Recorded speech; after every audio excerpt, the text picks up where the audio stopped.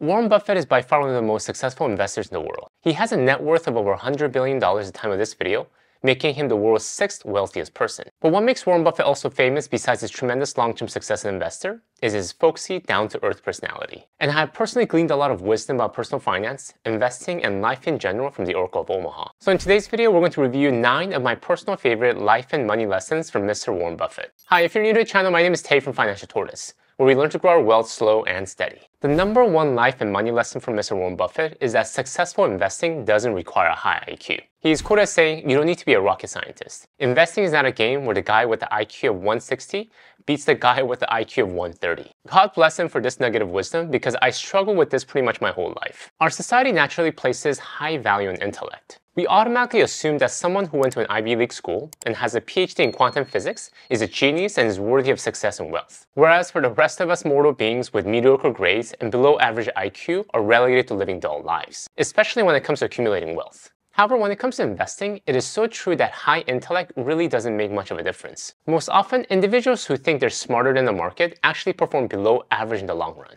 Being smarter won't necessarily give us better returns, because in investing, simpler is most often better. That's why I focus on a simple 2 or 3 fund portfolio with low-cost broad market index funds as my investing strategy. I know I don't have a high IQ, but I know I can follow a simple strategy for a long period of time. The number 2 life and money lesson from Mr. Warren Buffett is that successful investing is really about avoiding mistakes. You only have to do a very few things right in your life as long as you don't do too many things wrong. There are really 2 ways to succeed in investing. One way is to make money, and the other way is not to lose money. We can all make money from the market if we're to follow a simple, long-term strategy when it comes to investing. Investing in low-cost broad market index funds and holding them for as long as possible. However, we must also be careful to avoid big mistakes. Some of the most common ones I've seen are the following. Not investing enough. We can all make money in the market, but only if we're investing enough and consistently. When we have a high-cost lifestyle, this is very hard to do. Investing in single stocks. Trading in single stocks is like gambling. Just like in Las Vegas, there are professional gamblers who know how to navigate the system, but they are far and few in between. Paying high fees. This most often occurs because we give financial advisors and fund managers a key to our money. We can all manage our own investments. Follow a simple 2 or 3 fund strategy and avoid high fees like the plague. The number 3 life and money lesson from Mr. Warren Buffett is that all stock market forecasts are essentially BS. He's quoted as saying, "We have long felt that the only value of stock forecasters is to make fortune tellers look good." If you've been around the investing world long enough, you might know this guy, Mr. Jim Cramer, a former hedge fund manager turned TV host who now makes a living telling people how to invest their money. Kinda sounds like me. But in all seriousness, the difference is Jim Cramer's show like Mad Money and thousands of other similar media platforms are spreading the toxic and false message that playing the stocks is easy and fun. And they have a good reason to. Many of these media outlets' entire business model is based on encouraging individual stock picking. CEOs come on to discuss why viewers or listeners should invest in their companies. Analysts appear reinforcing their recommendations. And convinced by their cover of professionalism, we as individual investors come to believe so-called expert analysis of individual stocks. We're duped into believing that we too can understand the company and market analysis. And armed with this knowledge, we too can read the fortune cookie and make money. The honest truth is that these media outlets don't care if you make money or lose money on your investments. All they care about is their ratings and audience retention. Ratings bring in ad revenue. And do you know who most often are buying these ad slots? Companies that want to sell you financial products. Banks, investment companies, trading platforms. No one knows the stock's future because they don't care about accuracy. All they care about is getting your attention.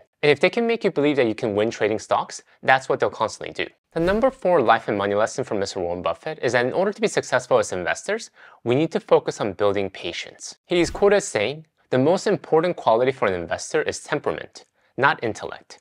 You need temperament that neither drives great pleasure from being with the crowd or against the crowd." Investing is naturally a long-term endeavor. Many people call short-term making money schemes also investing, but the more appropriate label is either flipping or trading, or sometimes just gambling. The benefit of true investing typically comes after many years, not weeks or months. Therefore, patience is a crucial skill that allows investors to endure short-term hardships for a future reward. And if you just step back, life works in the same way, right? Anything worth its money took years in making, not overnight. Rome wasn't built in a day. Apple struggled for decades before hitting the right strides and becoming the largest company in the world today. And you can probably identify from your own life examples where real sustainable achievement came from long-term perspective and patience, enduring the day-to-day. Though my wife and I have reached a level of financial security today, it took a decade in making. We started out with $105,000 student debt over 10 years ago, and only through a lot of ups and downs were we able to arrive where we're at today. So patience is not only a crucial skill to investing, but also in life as well. The number 5 life and money lesson from Mr. Warren Buffett is that successful investing is simple investing. He is quoted as saying, "There seems to be some perverse human characteristics that likes to make easy things difficult." The media likes to convey an image of investing as something sexy and complicated. However, the reality is that really effective investing is actually quite boring. I mean, I like index funds, but even I admit that investing in a few index funds and holding for a long period of time is boring. That is why it's so tempting to get swept up by the talks of our friends who are boasting about their latest Tesla stocks or Bitcoins. We can't help ourselves but think, can I squeeze out additional returns by adding new asset classes, adjusting my asset allocation, or moving my money to a new investment firm? But remember Jack Bogle's quote on simplicity. When there are multiple solutions to a problem, choose the simplest one. Jack Bogle firmly believed that in investing, as in other areas of life, the perfect is the enemy of good. When we seek to maximize our returns with complex and fancy-looking investment strategies, we're expending energy that could be used better elsewhere. The number 6 life and money lesson from Mr. Warren Buffett is the importance of saving. He is quoted as saying, "Do not save what is left after spending, but spend what is left after saving." This is all about paying yourself first. When I talk to people about money, most often the first question they ask is regarding investing. What fund should I invest in? What is the ideal asset allocation? Which one has the best returns? But none of it matters if we don't have our savings dialed in. What's the point of having the perfect asset allocation if you only have a few dollars invested in the market? It doesn't matter how much returns you get on your investment, a 100% return on $10 will only be $10. If you need to set yourself a personal investment tax to get yourself to save, then do it. Saving should not be optional and is the key foundation to wealth building. The number 7 life and money lesson from Mr. Warren Buffett is that we must choose our friends wisely. He's quoted as saying, "It's better to hang out with people better than you. Pick out associates whose behavior is better than yours, and you'll drift in that direction." Jim Rohn and Tim Ferriss both have said that we are the average of the 5 people closest to us. The people we spend the most time with not only occupy our time, but also influence our minds and our daily behaviors. So if our closest friends are made up of people who are money conscious and focus on growing their net worth, it is highly likely that we'll follow in similar habits. However, if our closest friends are made up of people with bad money habits, and they aren't focused on growing themselves or their net worth, it is a matter of time before these habits rub off on us. Hang out with people who will challenge and push us to be our best self, not worse. The number 8 life and money lesson from Mr. Warren Buffett is that time, not money, is actually our greatest resource. Warren Buffett is one of the richest men in the world, but he can't turn back time. This was his answer to a question asked by a young man in his 20s at one of his annual meetings. "I would give away every cent I have to be your age again."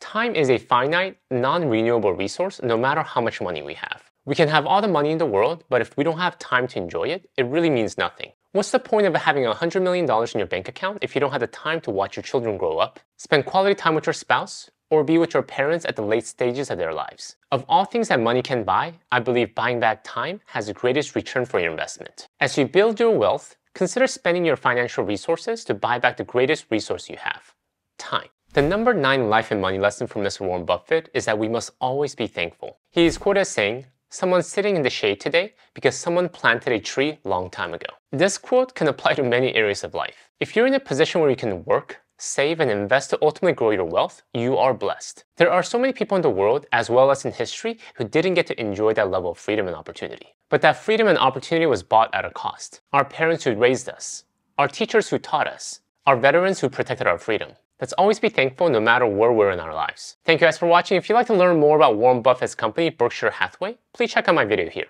Until next time, all the best.